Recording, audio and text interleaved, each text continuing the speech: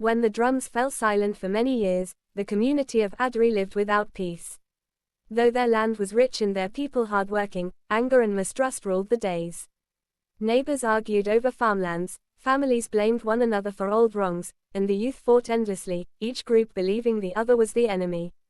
Meetings ended in shouting, and elders were no longer respected. At night, the sound of drums of celebration was replaced by cries of sorrow.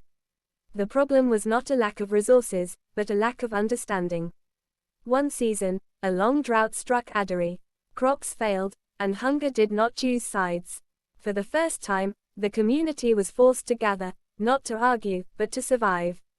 An old woman named Mama Kand, who had watched generations rise and fall, stood before them.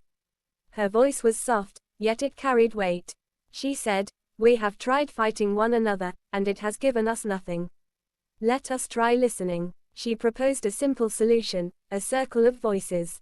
Every week, people would sit together, elders, youths, women, and men.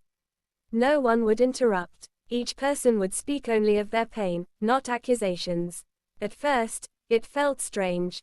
Some laughed, some doubted, but slowly, stories replaced insults. Tears replaced anger. People discovered that the man they hated had once lost a brother to injustice. The youth they feared were only angry because no one had ever heard them. The elders realized their silence had allowed bitterness to grow. From those circles came agreements, shared farmlands, joint community work, and a council where every group had a voice. Conflicts did not disappear overnight, but they were handled with words instead of fists. When the rains finally returned, they found something else had returned too: trust.